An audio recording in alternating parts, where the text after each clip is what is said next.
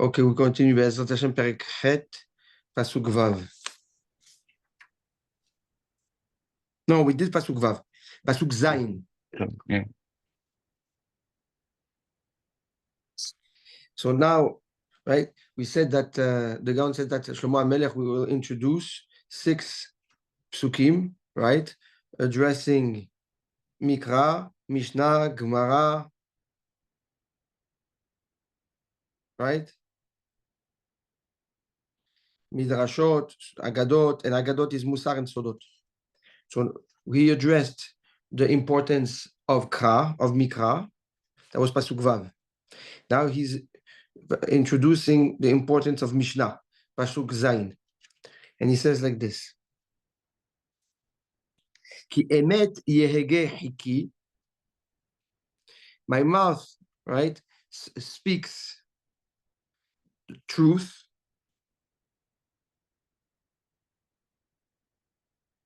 Veto'avat sefatai resha. And the sefatai resha, the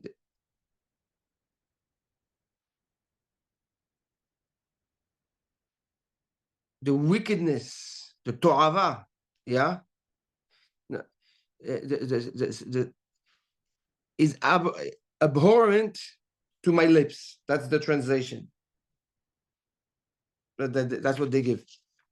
We'll see what the Gun says. This is a beautiful hidush here. Ki emet yehege hiki. He says this is addressing the Mishnah.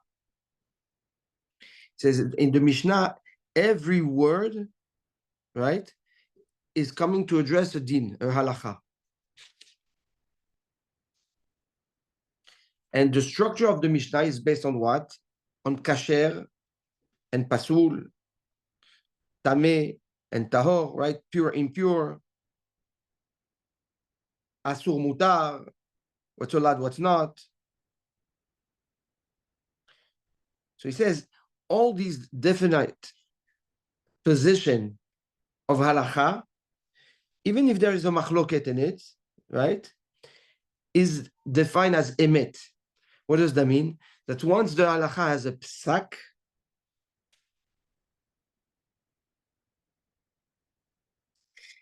it gives a status, okay, in nature of what it's addressing. So when the Mishnah says kasher, it's machshir.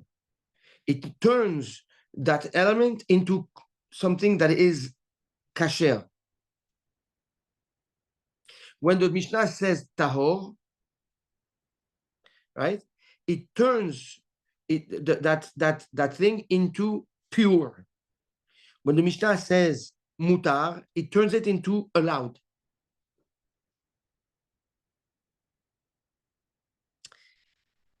Which is a beautiful. It's not what we. It's not the pshat pashut. Normally, when you think that when the Mishnah says mutar or kasher, it's just coming to say what it was already. It was already kosher. It's just coming to tell you that it's kosher, right? When the Mishnah tells you tahor, it's pure. Then it was pure. Just you needed chachamim to tell you that it's pure. Come to the Gaon, he says no. When chachamim say it's pure, they make that element pure.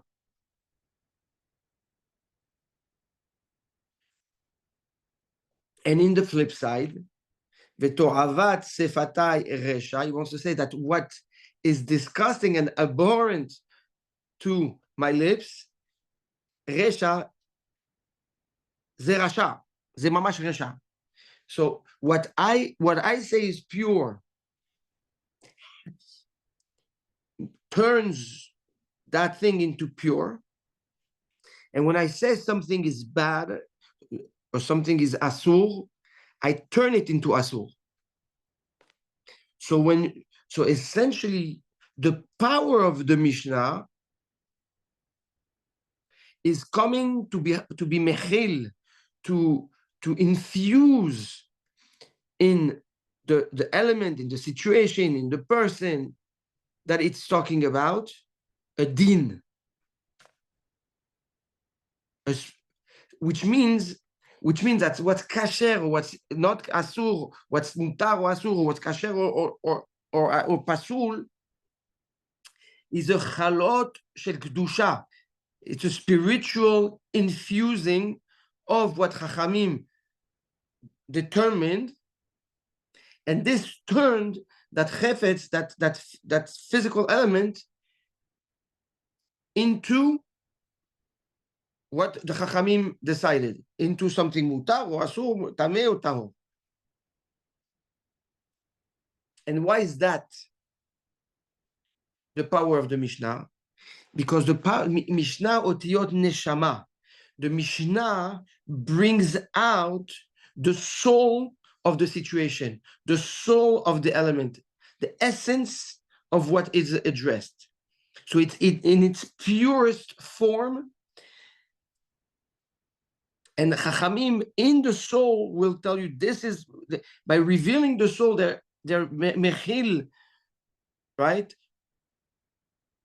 They infuse an essence of purity, of impurity, of allowed and not allowed.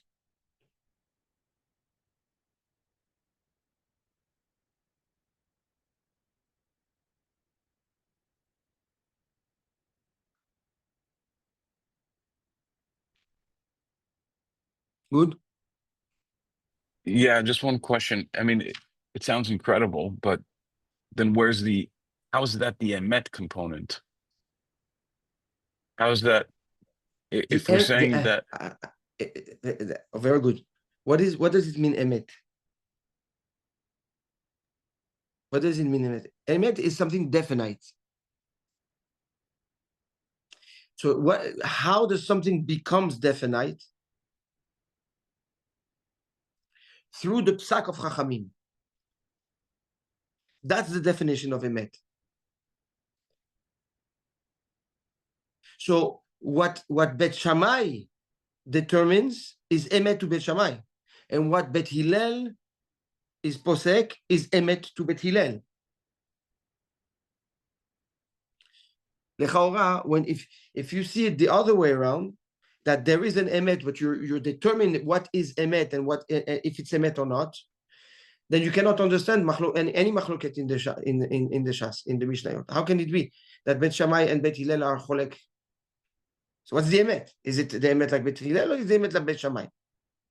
For sure, somebody is not doing right? Somebody is saying sheker here. That's true if there is an absolute emet that is out there and you're looking for it.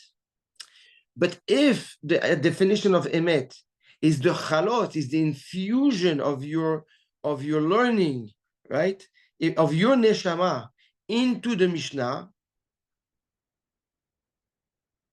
and you're revealing the neshama of the essence of what you're about, what you're elaborating through your neshama, and that's the Mishnah and Otiyot neshama, right? So you're bringing out essentially your essence within what you're learning,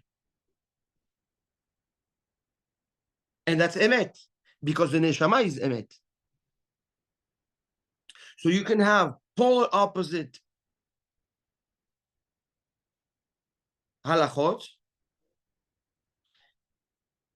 that both are emet, because the emet is determined by the psak.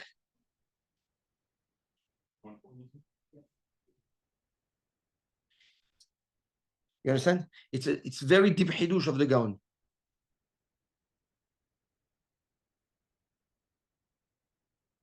And that validates Shivim Panim La Torah.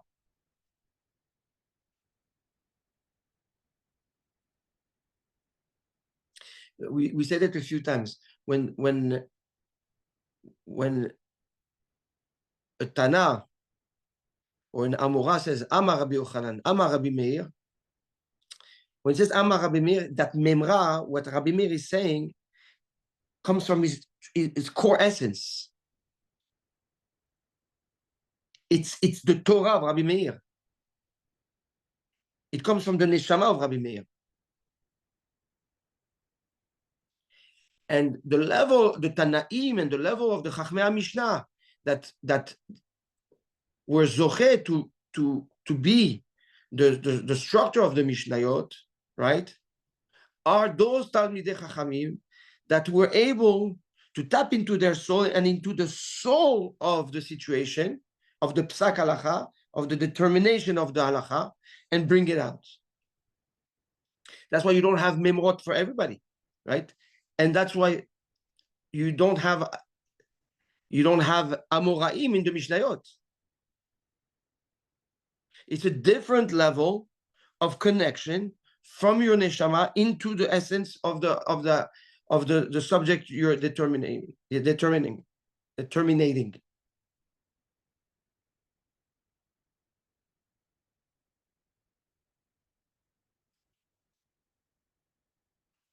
Which is, if we elaborate a little bit more, coming to teach us how to learn. That if you want to get to the emet of a sugya, you have to get to the lev of the sugya, right? That's the lev netivot. You have to get to the lev, to the heart of the sugya. You have to go to the soul of the sugya. And you have to learn it with your own soul, right? From the depth of your neshama, meaning with all your essence. And if you're infused in it completely, and you learn it wholeheartedly with like the utmost focus, you tap into the soul of the neshama and you bring out the sugya the way your neshama thinks. You connect to the neshama, so it's your neshama coming out from that sugya. And that's how you can have the Rama Cholek on the Bet Yosef, on the Shulchan Aruch, the Tur, the Bet Yosef, the Drisha, the Prisha, right? And all the poskim until today.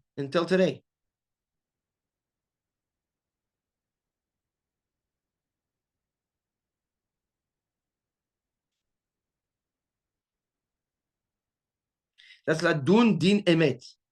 A din emet, apshatu, it's emet to you.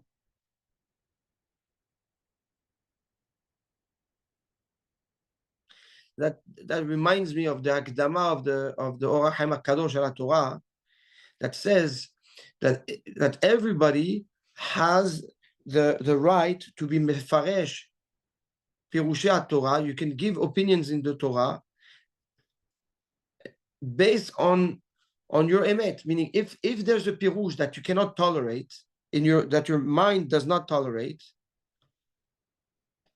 you're allowed to be cholek.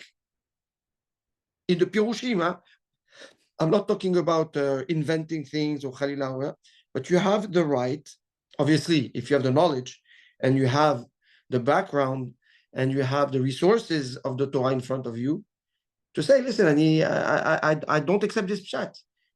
Even on a Rishon. And that gave the Orach Chaim HaKadosh the power to be cholek on Rishonim. Because he had the ability to really learn from the core essence of the core of his essence, from his neshama. So whatever came out from his neshama, or aligned, or didn't, with some mefarshim, that gave him the power and the authority to be cholek, or to be mechazek, or to strengthen one opinion over the other.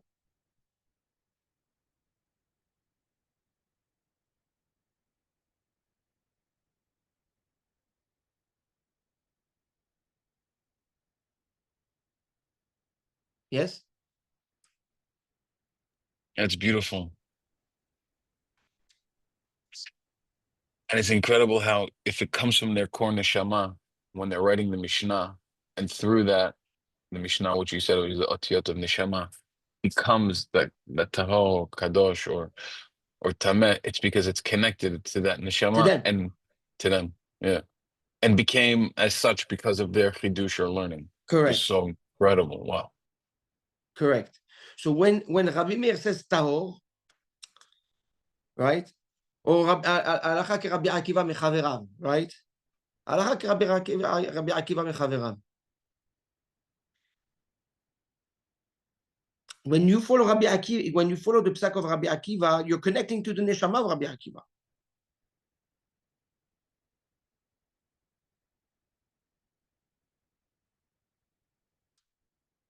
And that's the power of the Mishnayot. That's why we learn Mishnayot, Le'ilu Nishmat. Why do we learn Mishnah Le'ilu Nishmat? Because you connect in the elevation of the neshama of Ploni ben Ploni, or Ploni bat Ploni, right? You elevate it with what? With the limud, with the neshama of the Tanaim that you're reading, that you're addressing.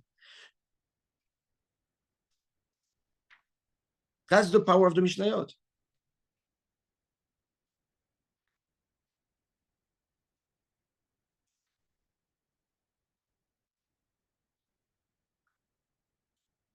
Okay? Pasuk Chet, Betzedek kol im refi, all my words are just, en bahem niftal ve'ikesh.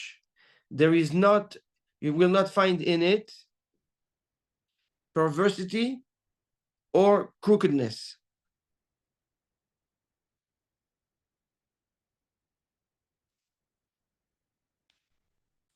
So the Gaon says that this pasuk is addressing Gemara. And what's the issue with Gemara? The Gemara, when you learn it, is a lot of pilpul, a lot of back and forth, right? A lot of different svarot, of ideas, of avaminot. I would have thought, right? Or this is what it means. And you have also a lot of mechutre mechasra. A lot of time, the Gemara is saying that it didn't explain everything. So let me explain what wasn't said. Lifamim is Tanya, right? It was taught, right? It was taught in the Bet HaMidrash. Where is that coming from? It was taught. So he says, when a person approaches a Gemara and learns the Gemara, you can say, listen, not everything is accurate. It's ideas, opinions. אבל זה לא צדק, אין צדק, it's not just, it's not accurate. says the Chokhmah, Shlomo HaMelech, he comes and says, no, בצדק כל אמרפי. Every opinion and every word in the Gemara is just, is accurate. That doesn't mean it's the halacha, yes, but what made the Gemara, every word and opinion that actually made it in the Gemara is because it is just, because there's tzedek in what is said.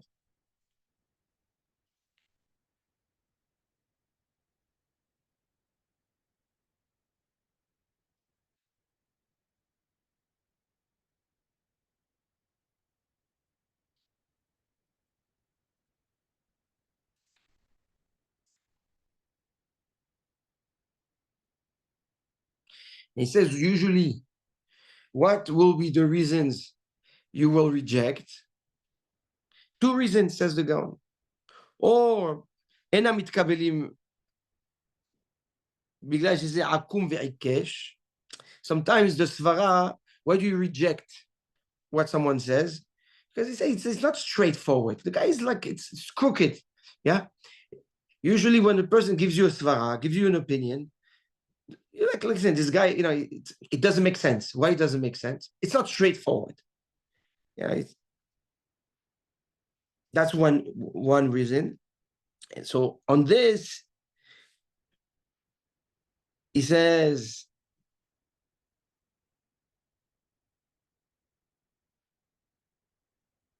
well, okay, well, we're going to go back to that. And there's other reasons, and then we're also back. And the other reason why you might reject an idea, an opinion, a thought, because it's far-fetched. You put a lot of different pieces of the puzzles together, but they're very far apart. He says it's like what the Gemara says, Me'ayil pila bekupa the marta. It's like you're making an elephant stand on the top of a on the head of a needle. Yeah, you build like a svarot, like an idea that doesn't really stand on 2 feet.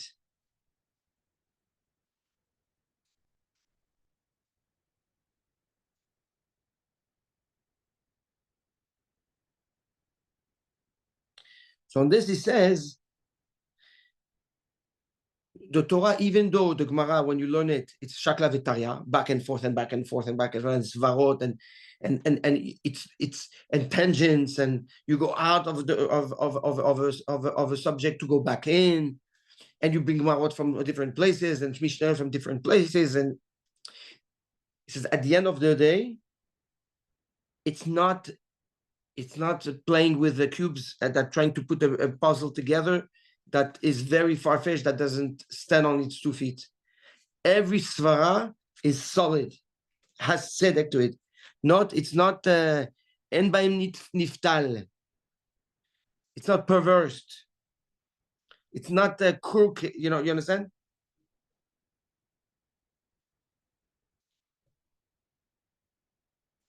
And it's also not crooked, meaning the svara, if you follow the thought process, it has to be straight. In the Gemara, it's always straight. You might disagree at the end, but the thought process of the Gemara, right, even though it's a back and forth and it's complicated, there is justice to it. There is clarity to it.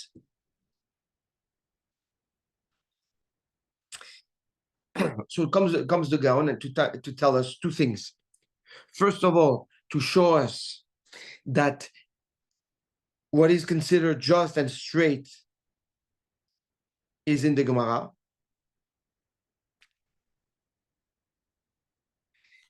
And number 2, if you want to straighten yourself and shy away from perversity of the brain, of the mind, compare your thought process and your analysis to the analysis of the Gemara. Now we're talking about the Gemara. We're not talking about Mamare Chazal, about Pirushim on the Gemara. We're talking about the Gemara itself. Meaning to say, when you're learning a sugya, a subject in the Gemara, if you ask the questions of the Gemara, then you know that you're yashar. You know that your mind is straight. If you start putting things together that are completely far-fetched, that the Gemara rejects, or don't even, that you're far from the thought process of the Gemara, then you know that you have or a crooked mind, or your intellect is perverse. What does it mean it's perverse? Your mind is allowing you to go and put pieces together that were never supposed to be put together. Which means that you allow yourself to pair ideas that should never be paired. Which means that you allow your pairing system, your demion, your imagination, to interfere in your intellect, and that's the perversion. Is when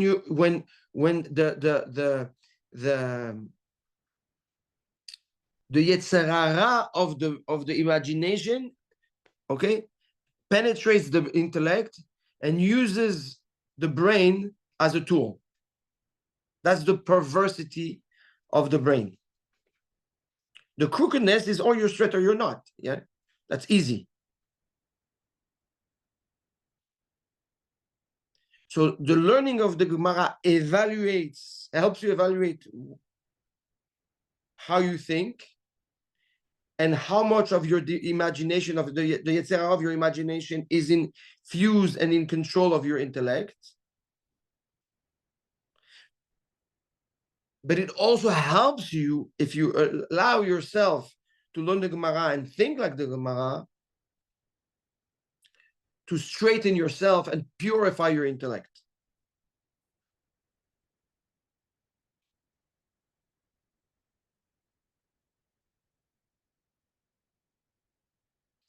This is why we have to, when we learn the Gemara, we have to be as samud lapshat, right? You have to follow the pshat.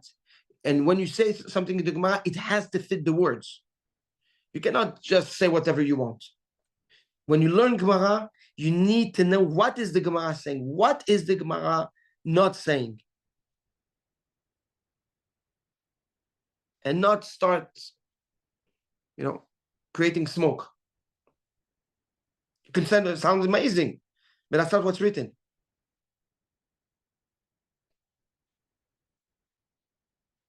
So when we learn Mishnayot, and when we apply the halacha of the Mishnah, and we know who is the man de amar of that Mishnah, so we connect to their neshama.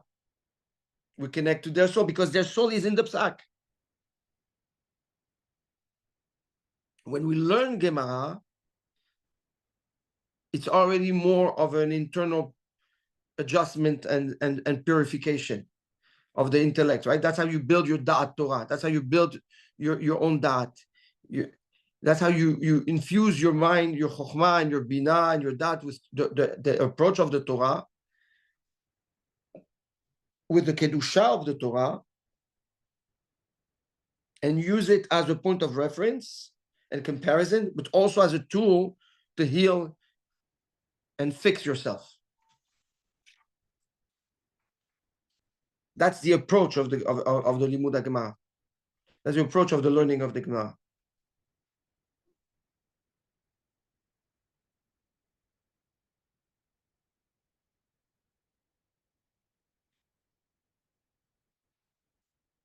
Good?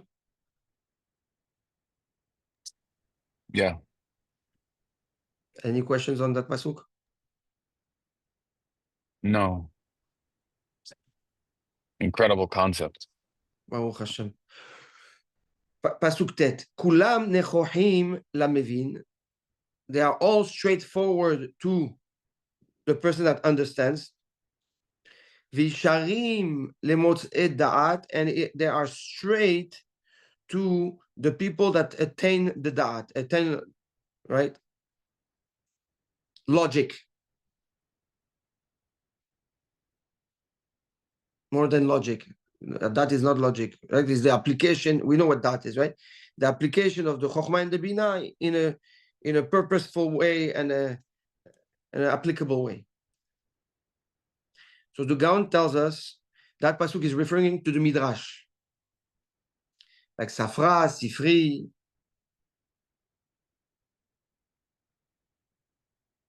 That when you learn the Midrash,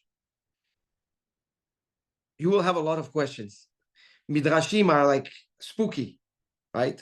The Midrashim by default, why they are not inside the Gemarot, why they're put in they're called the Midrash, because these are lessons that are not straightforward from the Psukim, and they are mixed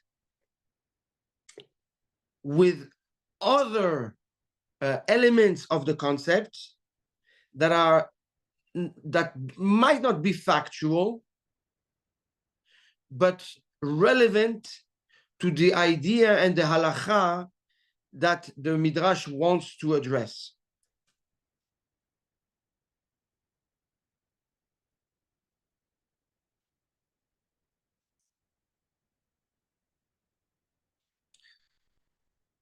So, for example,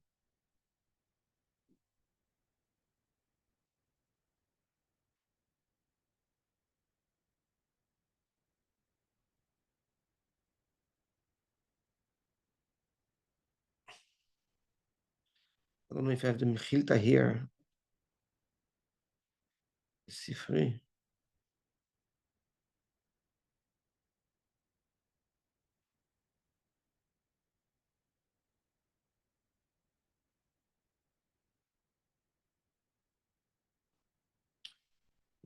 Mechilta. Maybe I have the Mechilta. Hold on.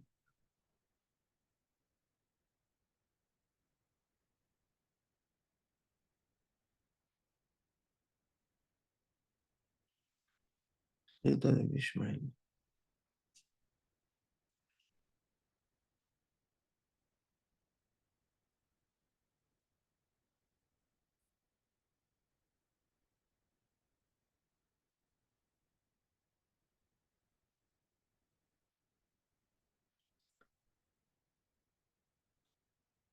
Ain tachat ain. Let me see if I can find it.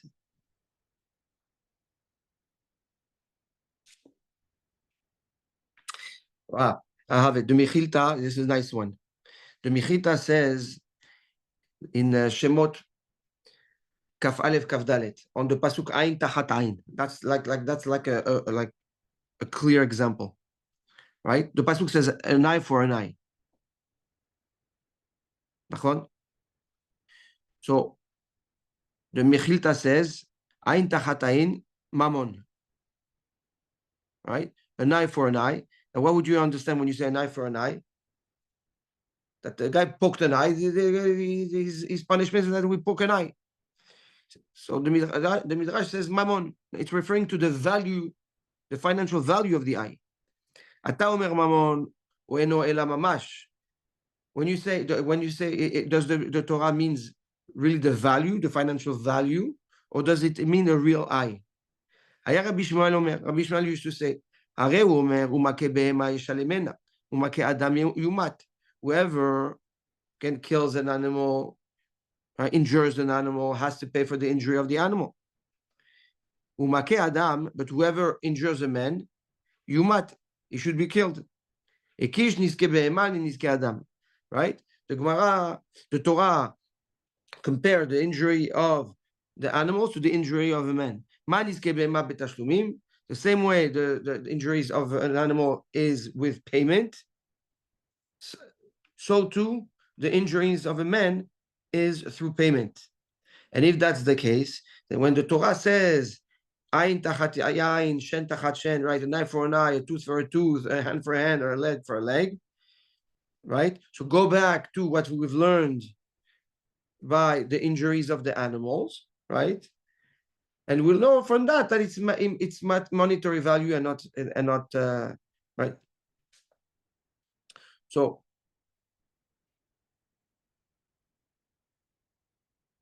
we see that that Rabbi Ishmael went far from the pasuk, right?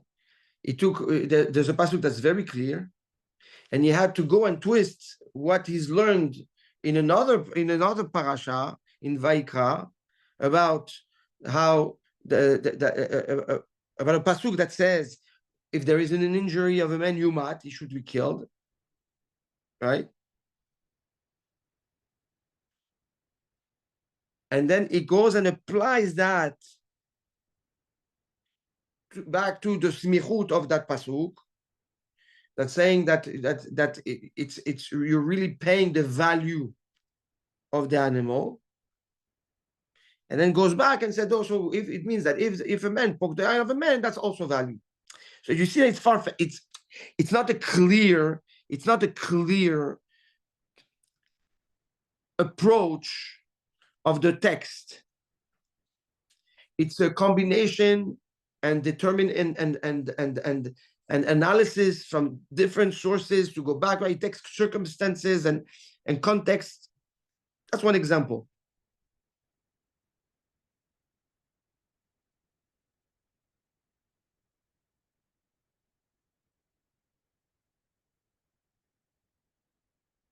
Now, is it muchach? Is it clear from this pasuk that ayin tachat ayin means money? No, right? It's not clear. There's no clarity to that. It's like we had to dwell and fetch this information out from different, from different psukim. That's midrash. Midrash is when you bring out a halacha or you bring out a teaching that is not so clear in that pasuk. That you cannot be mochiach, you cannot prove that this is what the pasuk really means.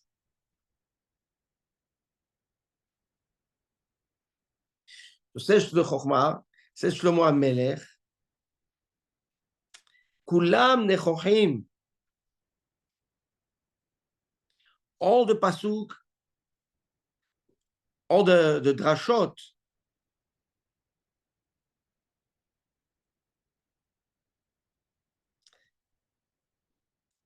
are accurate. They're straightforward. But to whom? Lamevin, to the one that understands to the smart man, to the intelligent person. So he says,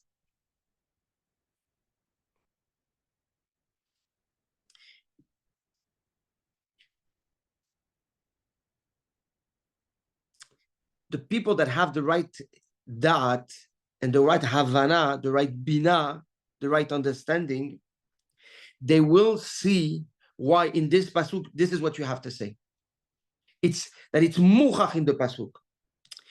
To the mundane intellect and mind, it's not. Like what does one have to do with another, right? But when you have the proper level of havana, when you have the proper havana with bina, right, and it's and sharpness, you will see that this pasuk must say that.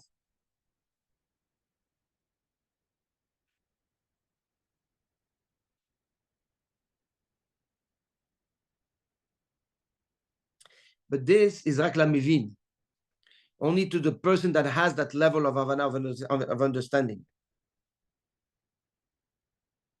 Why? Because to get there, you have to go back to the pasuk about the shosh nagarshor, an animal that killed another animal, and understand this halacha, and then understand that there's a reason why the Torah connects that case to the case of an animal that kills a man, and understand why they were connected, and then see that how this goes back to your pasuk, right? That's the drashot. So you need a very acute and high level of bina, of discernment, right? To be able to learn the drashot. And with a high level of discernment, a larger level of bina, you get to see in the pasuk what the chachamim took out of it. And then you say, wow, this is it. It's written there. It's clear that it's written there. So comes the Gaon and tells us, if you want to sharpen your bina, learn midrash. Not read midrash, learn midrash. Like open, the Sifri, the Safra, Mechilta de Rabbi Ishmael, and dwell into it and break your head in it, and slowly understand how they get to say what they say. That will help you sharpen your bina, which is one of the most vital tools in the mohin, because without bina, you don't really have good tvuna in the chokhmah, and you don't have good tvuna to bring back down that information to that, right? So it's extremely important to bring to sharpen your bina and apply it properly.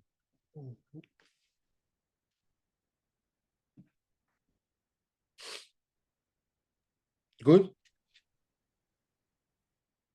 וישרים למוצאי דעת, and to the person that thinks that it's zigzag. Yeah, you had to, the only reason why you said that because you had to go somewhere else and you had to make a whole assemblage together, right? It's not straightforward. Says the Gaon, you know who's Yashar? Who has a straight mind? Somebody has Da'at Torah. And the Da'at Torah, where do you get it from? You get it from the Gemara, we said, right? The straightness, how do you learn to be straightforward, to have a straight thinking? Through the Gemara. So by learning Gemara, your mind is becoming straight and more aligned, etc. So now lemotzei da'at, to the one that has da'at Torah, will understand that no, it's straightforward. There is a logic to the midrash also. But if when you learn the midrash, right, you trigger the avodah, the work of the bina.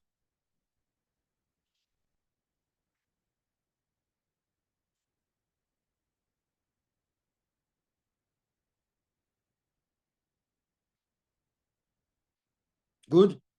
So that's what the Midrashim do. It's another point of reference to see how straight your da'at is.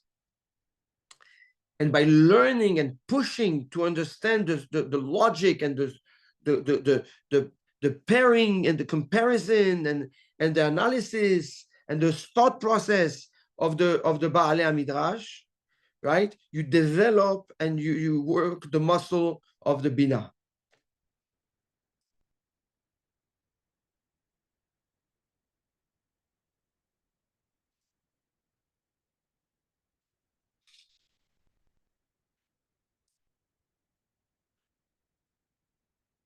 Have a little bit more time?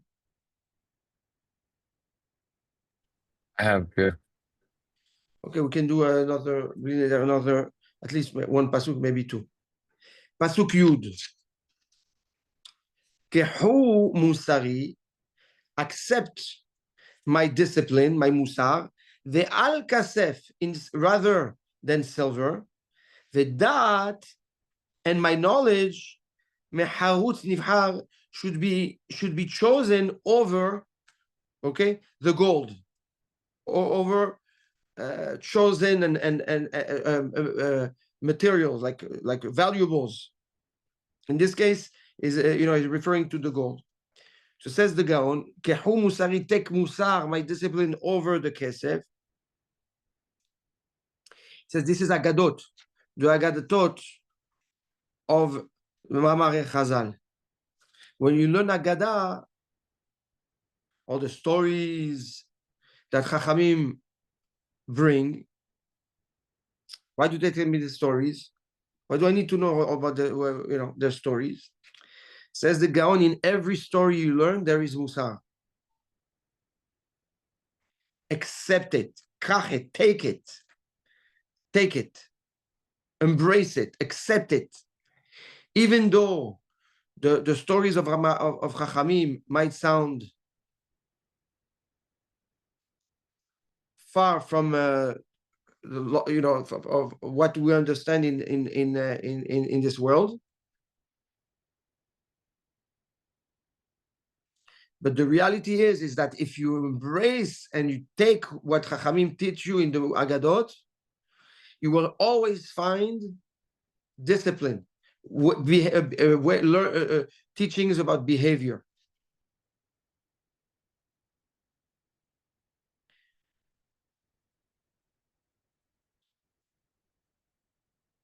And what does it mean to take? What does it mean to take Musari more than silver?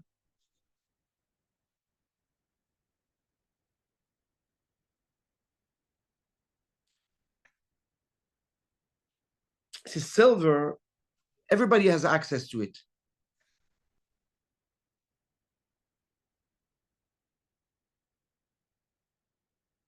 Right? Everybody needs it. That's a common commodity that trades, that allows exchange. So as much as the kesef, right, the silver is needed to interact, so too more so, sorry, not so too, but more so is the musar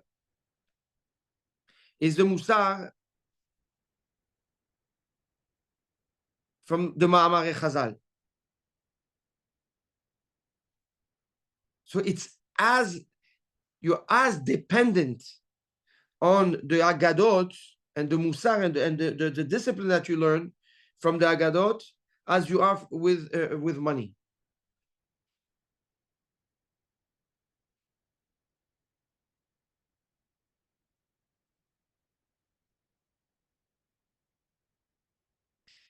V'da'at meharutz nivhar. He says, and if you want to know, says the Gaon, if you want to get to know who is Akadosh Baruch Hu, mi shamar v'haya olam,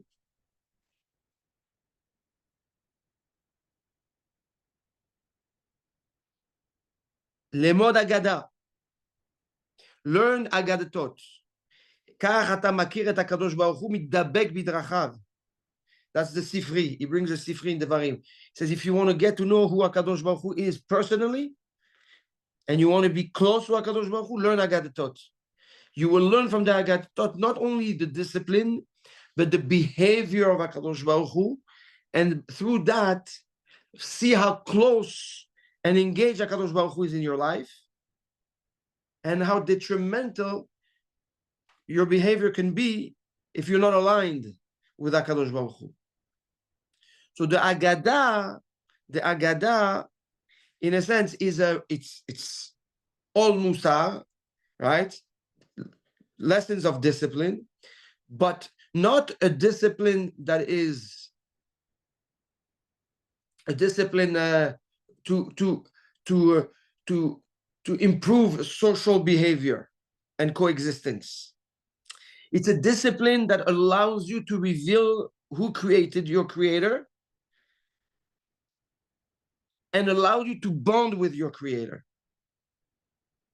So the Agadah, again, it's discipline that's vertical, not horizontal. Vada'i it's horizontal also, but it's not, the purpose of the Agadah is not for a horizontal connection, but for a vertical connection. It elevates you to bond with HaKadosh Baruch Hu. But for this kehu, you have to take it. So I learned from Rabbi David El-Aluf, Yizacher Letov Shlita, he brought the Hidush from a book in Tzama Nafshi on Mesilat Yesharim. And he said there, the Mesilat Yesharim says, right, and we use this Hidush a few times, that Zehirut, Megillat Zrizut, right, he brings the Memra of Rabbi Pinchas Ben Yair at the end of Masechet Sotah, of how you have to grow. Right? You have to first be Zahir, you have to be careful, then you have to be Zariz, and again, until you get to Kedusha, Ruach HaKodesh. So you have a lot of layers to elevate yourself. Says the Tzama Nafshi, he says that every mitzvah you do, you can elevate yourself all the way to HaKadosh Baruch Hu. Meaning, you don't have to perfect Zehirut across the board, horizontally, on all your actions in order to get to level 2.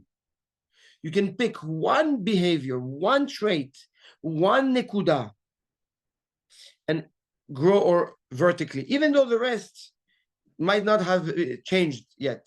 You're still struggling. But if you take one mitzvah, one inyan, one point, it could be the word Baruch. Every time I said the word Baruch, I have kavanah. It could be a bracha. It could be 5 minutes in the day, from every day, from 9 to 9:05, 9 to 9:20, whatever it is. Chok velo yavor, there will never be lashon hara. Chok velo yavor, there will always be divrei Torah. Small things, but you build on it from Zeirut to Zrizut, right? All the way to Ruach HaKodesh.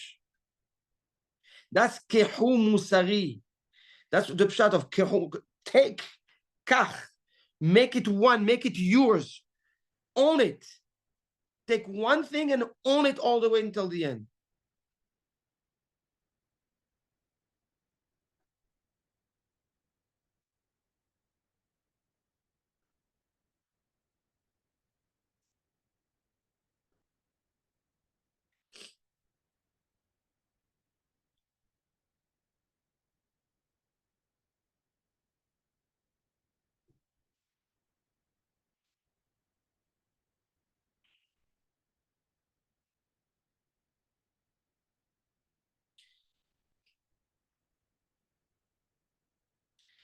And Pasuk Yud Aleph, I want to finish the seder of the 6 memrot, right? That he is teaching us.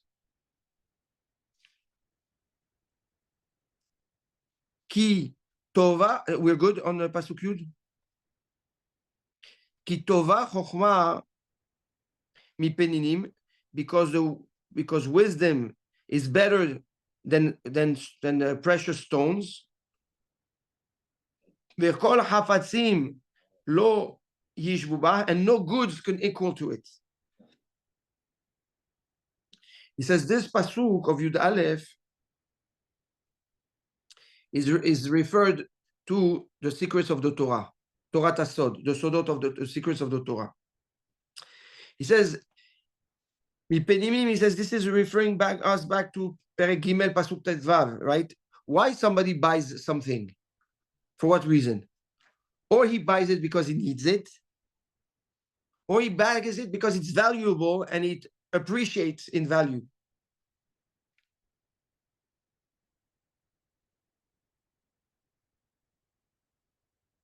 He says the Chokhmah, the Sodot of the Torah, you should know, and this is the approach of it. The sod of the Torah, Yikara mipeninim, ki tova chokhmah mipeninim. It's as valuable, it's and more valuable.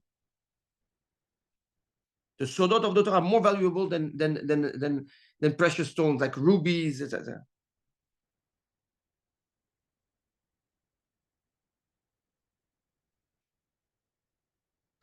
And there is nothing you need more, says the Gaon, than the Sodot HaTorah. The Sodot, because when you have the Sodot HaTorah, it's every tool that you need for anything you need in this world. With the Sodot HaTorah, you can get anything you need and anything you want. La'avodato yitbarach, obviously. We're not talking about the dark side of it, but the secrets of the Torah have in it all the goods. All the goods. You can get them through the Sodot HaTorah. So if you understand that the Sod is the source of all the goods, then it is extremely important. Because with it, you can acquire anything you want. And what are the Sodot HaTorah? Shemot HaKodesh, the Zohar. And that's what Chachamim, they would, today we can't do that. But with Shemot HaKodesh, they know how to create animals, golem, come from one place to the world to the other. You don't need to buy a private jet. With Sodot HaTorah, you can transport yourself from one place to the other. You can create anything you want, create energy the way you want. Today, we don't have the ability to apply that power, but it's there. So by learning the Sodot HaTorah, you connect to that power, even if you don't know how to use it. The fact that you're connected to it at your own level gives you the power to reach what you want, or at least be on the way to get what you want, or make it easier. But essentially, it's not about satisfying your needs, but more to understand its value in your life.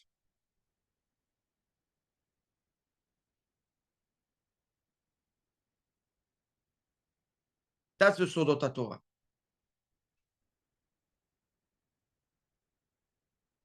Good? On this, any questions?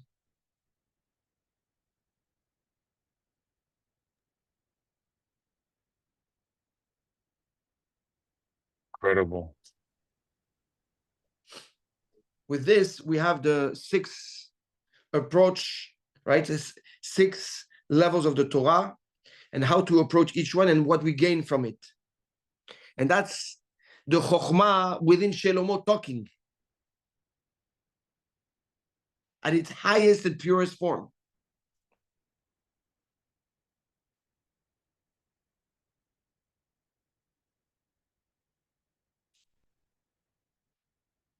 Tov.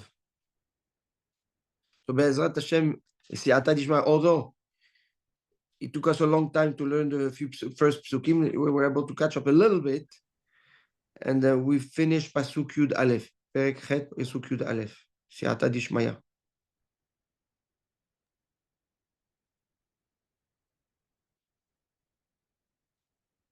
Thank you.